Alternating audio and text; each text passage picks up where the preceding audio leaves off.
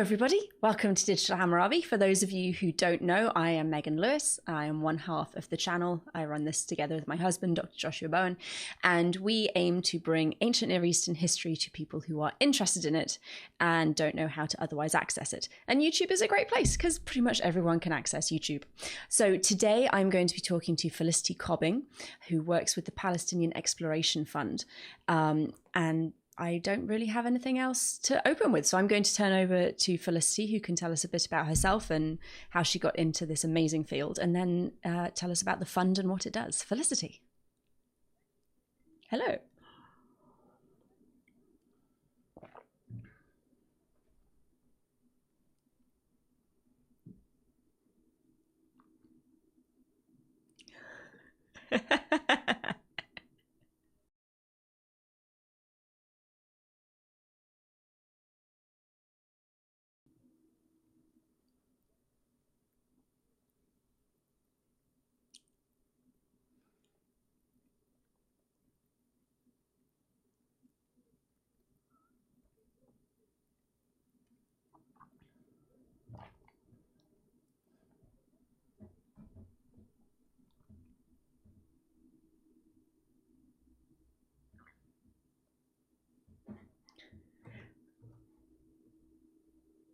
Sorry, Felicity, 1 second. We're being told that no one can hear your audio, which is a problem. See, this is why I should not be streaming without my husband, because before we... Well, the top button to unmute her computer speakers. I don't know what that means. I don't think so. Sorry, everyone. I'm going to call Josh and he's going to tell me what to do because I've got everything unmuted on my end.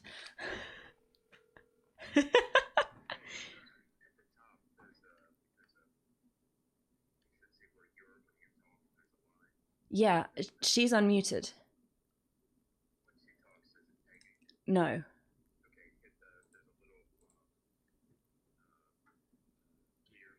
Yes.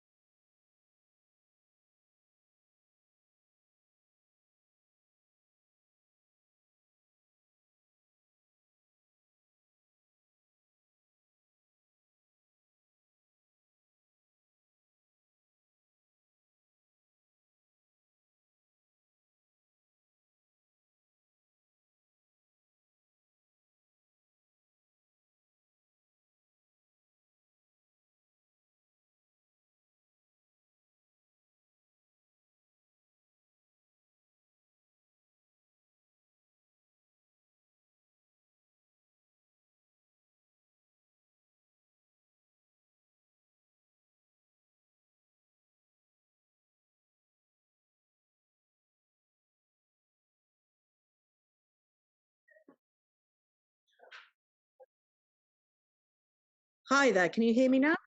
Hooray! Hello, everyone. Okay, everyone, we're back. I think. Felicity, can you say something for us? Hello, everyone. Can you hear? Please tell us that we can hear Felicity. They're thinking. The tension is killing me. Yes. Tim, can you hear Felicity? Hey. Maybe. Hello. Yes. There. Okay. Yes. No, you're here. Everyone can hear you. Okay. So. Oh, Felicity, today the technological gods are not smiling on either of us. Indeed, they are not. Oh, yeah. So I'm very sorry, but now you have to repeat everything you just said. Okay. Well, fortunately, I didn't say too much. That's true. That's true. We have our listeners were on the ball and they said, "Megan, stop! We can't hear." Yeah. Okay. So, hello, everybody. Out there somewhere in the YouTubeiverse, wherever that is.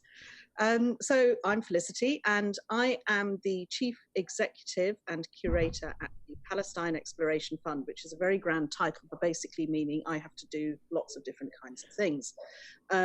I began with a degree in Mediterranean archaeology from the University of Bristol, which was known then, and I think probably still is, as a Mickey Mouse degree because it was that impressive. No, actually, it was a really good degree. It gave a very broad, basic, introduction to the wonderful world of Near Eastern and Mediterranean archaeology. And following on from that, I volunteered in various places, and including in the British Museum in their Middle East department, what was then known as Western Asiatic Antiquities. We've changed names a few times over the years. It's quite interesting. It's kind of like a litmus test, about people known, a barometer. Anyway, so I volunteered there for a while. I got a couple of short-term contracts, and then they finally got sick of me. And so I ended up doing a lot of temping jobs, tending to lurk around central London where the PEF was then based. And I used to go and hang out in my lunch breaks and make myself a pain in the neck. And so when something happened, I was able to be there and say, I'll do that. And so I got, first of all, a short-term contract there at the PEF, and I started basically ingratiating myself into the Palestine Exploration Fund. And so when an opportunity came up to take on a full-time position as then curator, I was in a great position to apply for that role and got it. That's fantastic. Ever since, and I have been here 21 years. Can you believe it? So making a nuisance of yourself really paid off. Yes, it does. It's the way to go. That's my career's advice. Anyone out there, just make a nuisance of yourself. Hang around, be a bad smell, and someone eventually will get the hint and employ you. Maybe. Fantastic. We actually had, I did my undergraduate at Birmingham University, and we had a Mediterranean archaeology program as well. And we had a lot of classes. I did just ancient history. We had a lot of classes that overlapped with the Mediterranean history, archaeology people. So excellent. Thank you. Could you give us a bit of background about what the fund is and what it does? Sure. We were founded in 1865. So a long time ago, and the society was founded really to explore what was, I suppose, in the Western world known as the Holy Land. But the founding members of the PEF came from a very broad range of society. So it wasn't just religiously minded people. There were scientists, there were soldiers, there were atheists, all sorts of different people, all with their own take on what this part of the world was important for. And the role of the society was basically to try and establish some good factual information. The founding members, the two main guys, were Dean Arthur Stanley of Westminster, very high-ranking cleric, and friend of Thomas Huxley, so not exactly a kind of, 6000 BC type of guy. And his friend George Grove, who was a civil engineer, but also a Hebrew scholar and also a musicologist in that kind of wonderful way that the Victorians did so many things at once. Yes. And they had this knowledge that the knowledge that there was very patchy, often contradictory, made up of personal accounts rather than anything that was kind of planned as a kind of considered strategy for knowledge gain, I suppose you could say. And they realized that a much more kind of structured and planned approach to gathering information that could be reliably tested and shown to be as reliable as possible was the way to go for anybody and everybody who was interested in the area for whatever reasons, whether that was political, strategic, whether that was biblical interest, whether it was scientific interest in the environment, whatever it happened to be. So that was why we were founding and what we set out to do. Fantastic. So that's a really wide-ranging kind of, I want to say statement of interest, but that is really not the right phrase. That's about right. In a way, I think our founding document, there's, even I've forgotten, God, my brain is dead. There's we have a kind of a constitution, a proposal for society, and it covers everything physical, basically. So the archaeology, the historical geography, the environment, the geology, the natural history, everything that you can think of. Forget about religion and forget about text. That was the thing. We're not a religious society. Yeah. And not to say it's not important, but only in context of this kind of physical world. That was the basis for the study. It was not a study of text for text's sake. Fascinating. So it wasn't biblical exegesis. It wasn't looking at cuneiform endlessly and so on. That was for other people to do, and other people are doing that. This was the gap of knowledge, was what's it like then in Palestine? And Palestine in the 1860s and on was a part of the Ottoman Empire. It's a geographical term and has very little to do with the very narrow definition that's now applied to the territory of Palestine as we now conceive of it. So it means everything basically south of Damascus and north of Egypt. Oh, okay. Very interesting. So we, one of the things that has been coming up in one of my professional societies, the American School of Oriental Research, is that when it was founded, Oriental was a completely appropriate term to use. And now not so much. So people are struggling with, do we change the name of the society? If we change it, what do we change it to? Because the people who work under that umbrella are very, very diverse in terms of geography and chronology. So what word do you put in there instead? So it's interesting that Palestine, for you, for the fund, is actually something quite separate to what most people will think it is. Yeah, I remember the discussion at last year's meetings in Denver. It was very, very interesting. And I made the point, I was in one of the sessions, and I made the point that we decided not to change our name. Last year, we've had a big makeover in many ways. We haven't changed our name because to do so actually would be a political statement in itself. And we want to, we're older than that and wiser than that. Let's put it that way. And our name means something to people in that broader context. The 𝀭Support issue is slightly different because, of course, Oriental is a term that means different things in America to perhaps it does in Europe. Yeah. And one can understand that people in America have much less flattering idea of what that word implies. You could always go back to the predecessor organization of 𝀭Support, who were the American Palestine Exploration Society, which we so, guys, put it in the mix, see what you think. Always a possibility. So what kind of work does the fund do? Do you run excavations? Is it sending people out for expedition purposes or more archival research? We used to send out, the first big projects that were undertaken in the region were undertaken by the PEF as a kind of organization. Things like the Survey of Western Palestine, the first proper archaeological excavations at Tel el-Hesi, the Survey of Eastern Palestine, Wadi Araba, lots of other excavations at Gaza, for example, Beth Shemesh, and so on, were all done by the PEF prior to the First World War. But we're an independent society. There's no government funding. There's no nothing beyond what we get through subscriptions and donations. So as you can imagine,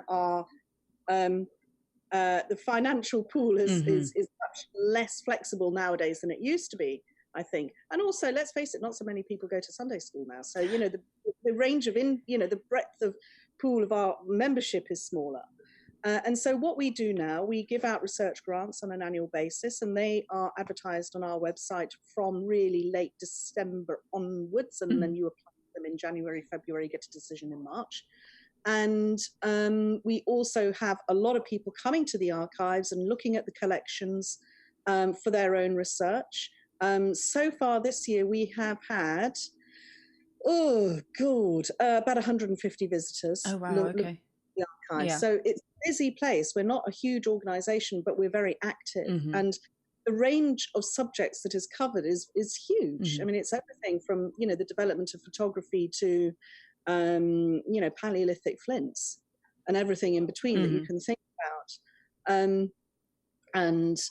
So we have also, as I said, last year we moved premises, and one of the reasons we moved was to make ourselves more visible to the general public. We hold free lectures at the British Museum, and we're hoping to expand our lecture program a little bit now we've moved as well. We've got a bigger premises. We can maybe put a few things here in sunny seaside Greenwich. And we are also hoping to open to the public as a museum. Oh, fantastic. In the near future. We're currently swathed in scaffolding. Oh yeah, I can kind of see through your window. It's a bit bizarre, but I feel like I'm in a Faraday cage. But when that comes off, then there will be a public museum that people can learn a little bit more about the region in a non-political context, because the only time we ever hear about Palestine, as it were, is in the context of the modern political struggle, let's say. And that means that people have a very, very skewed idea about what the region is actually about, what the people of Palestine, Israel, Jordan, Lebanon are about, what their cultural heritage is about. So in a way, I hope that we will be able to provide a place where people can come in and begin to unravel some of the myth-making that's gone on in a very kind and gentle and lovely way. That sounds absolutely fantastic.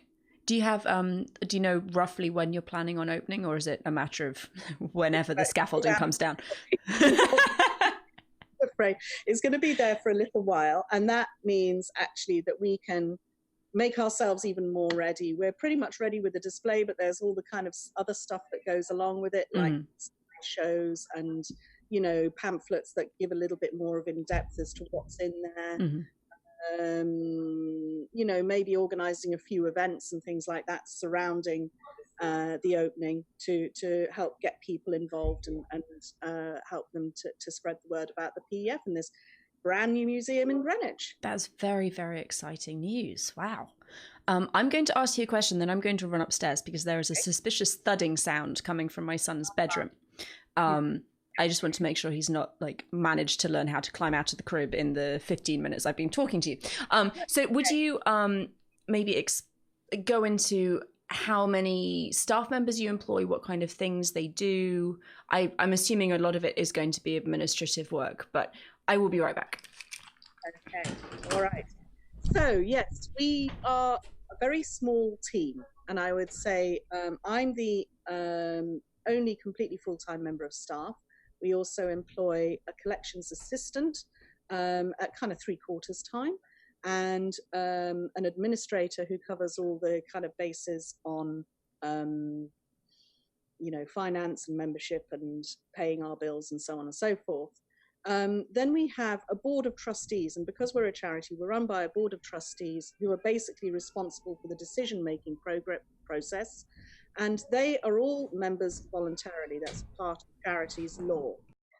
So that's the kind of structure. We also have a librarian who comes in once or twice a week. And, you know, the usual kind of people who are contracted to keep the building running and keep us all clean and tidy and happy and loved and all that sort of thing. But it is a very, very small outfit. And a lot of the work is done on making the collections more accessible, for example, managing them, packaging them, labeling them, cataloguing them, so on, is done by volunteers. And that's a really, really important part of our work, is that we provide actually, you know, training for people who are doing university courses.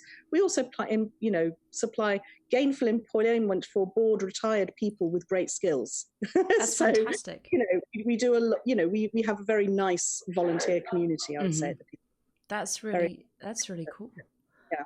So, do you have anything? So you were talking about opening the museum. Will that be mainly like displays that have been made? Sorry, I'm not being very articulate today. Displays that have been produced for the museum, or will there be things like archaeological materials and excavation reports, that kind of thing?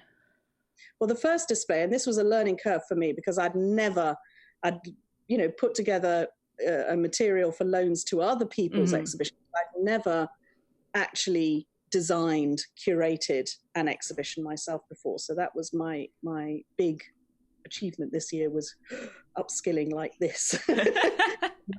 That score. And the subject is basically an introduction to the PEF, the work that it's done, the projects that it's undertaken, and the kind of world in which it was working. So what Ottoman Palestine was like, and the development of the subjects as well. I think that's really important so that people can see that archaeology just didn't emerge, kind of preformed, as it were, from Zeus's head.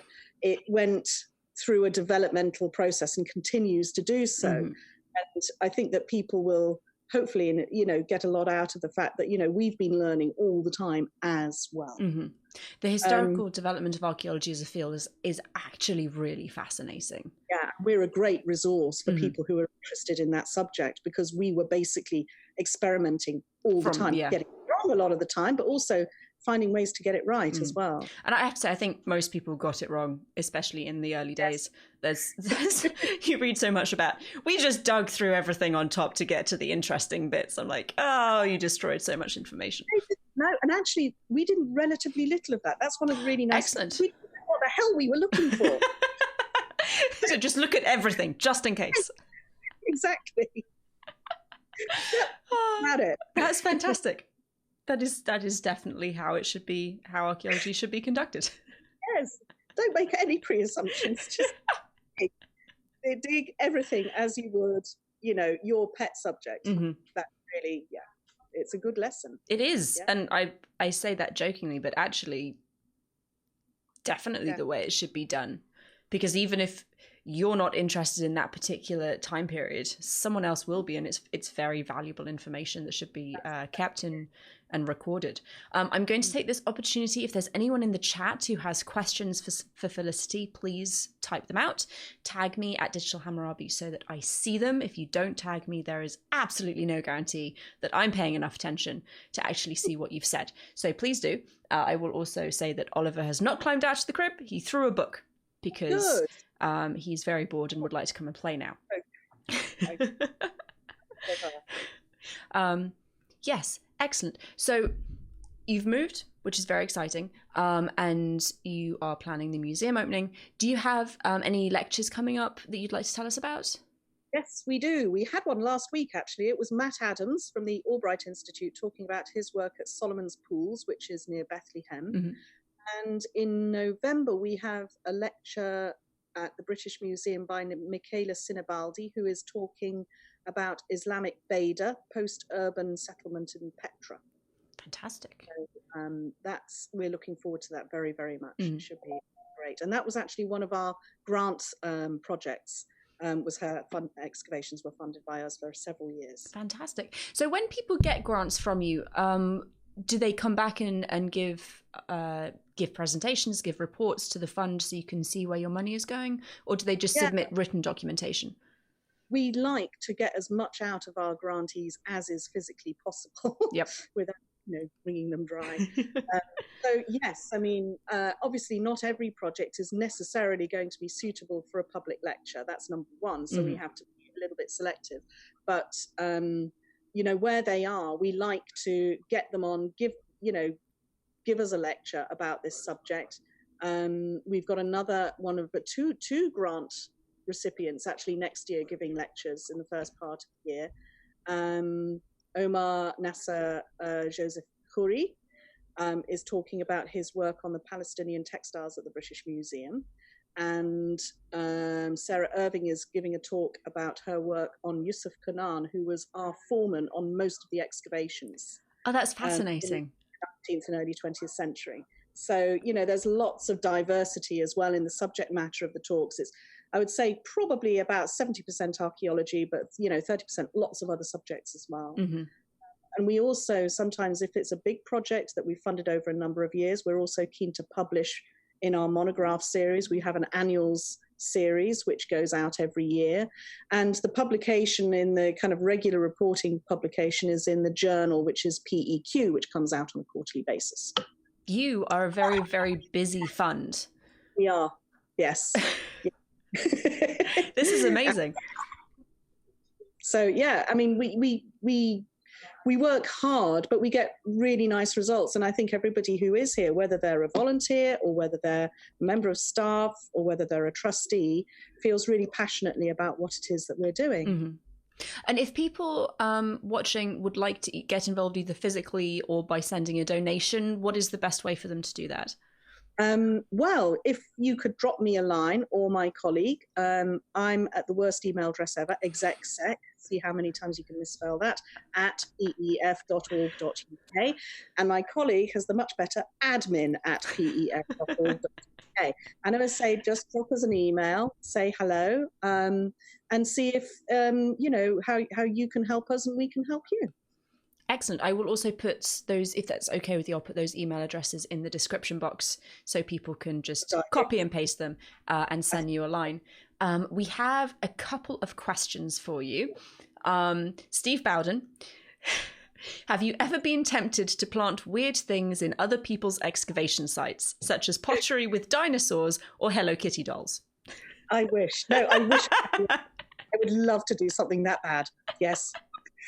That's the problem with academics. We're too, I don't want to say boring, because generally I think we're quite an interesting lot. Serious? But serious and very well aware of the ramifications of doing something like that. Yeah, no, I would be. I would like to do something that was, but I would have to want to document it to show how easy it could be. Oh yeah, that would be a good research project. Yeah, exactly. And then I would be vindicated and I wouldn't get sacked. Tim Smith says, I've heard that Palestinian people are a lot more like modern Philistines. Is that correct? Oh, ethnicity. Sensible. It's the name Palestine. I think most people recognize that it probably does come from Philistine. It's used as a geographical term for the first time, I think, by Herodotus back in 6th century BC, thereabouts. In terms of linking up, I think it's very easy to say, oh yeah, okay, this is this group of people, this is this group of people, and I think the reality is it's a lot more complex than that. From what I understand, and I am no expert, so if I've got it wrong, by all means, correct me, but from what I understand, the modern population of Palestine, Transjordan, etc., shows itself to be about 50% ancient DNA. I will go with that because I don't know any better.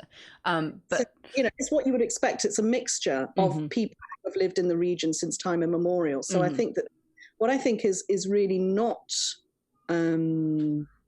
is demonstrably not so is that you can say that the Palestinians moved in en masse in the 7th century AD. Excellent. And I will add to that tracing ethnic groups and tracing people movements is very difficult and very complicated. And anyone who says it's easy or there is anything definitive about it probably does not quite understand what they are saying. History Minor is asking, how large is the collection at the Palestinian Exploration Fund? Good question. We're still finding out. We know we've got about 7,000 artifacts from various excavations. Most of them are fairly humble in appearance, and that's interesting as well. It was the first time when they started these projects that things were being looked at in a more scientific way. So things were collected possibly for the information rather than that they were glorious and you'd stick them on your mantelpiece and go, wow, look what I found. So there's that. There's also a cast collection of the things they were not allowed to bring back. That's interesting as well. Something that I feel is important, that, right from the beginning, we were trying to engage in a more ethical way with the country in which we were in terms of permissions and doing things rightly or whatever. So we have a collection of casts and inscriptions and squeezes.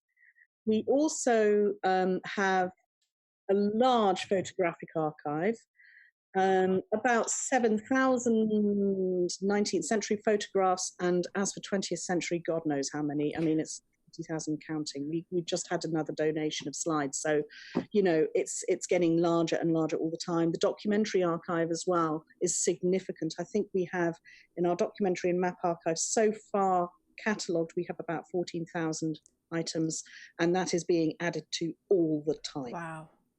So there's a lot of material here for people who are interested in anything and everything. And that's the beauty, is it's the area that's interesting, but we take a very holistic look at it. I was going to say, it's very much not, as you were saying, this is not a text fund. This is not purely archaeology. This is really anything to do with the area of Palestine. Yeah, absolutely. Fantastic. And this is in a way a feature of the time period in which it was set up. This is before archaeology as a subject had even been properly defined. It was before anthropology existed. It was called manners and customs and cute things like that. So this was very much emerging things, and nobody was expert. Therefore, everyone did a little bit of everything. Yeah.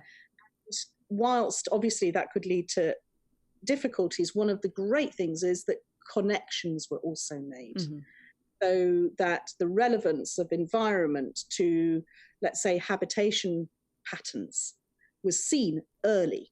And you know, there's a lot of sense in that getting out of your narrow, rigid specialities and trying to work out how you are making sense to people in other specialities, so that you can maybe talk to each other and come to some interesting conclusions as a result. It sounds like the fund was founded to be interdisciplinary before there were even distinct disciplines. And it's really interesting because this is something that academia is coming back to quite strongly, working.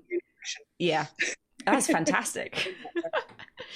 We have another question, and then we'll probably start to wrap up because we're nearly at the hour mark. But Steve Bowden again says, a more serious question. Can you recommend some reading for beginners in your subject area?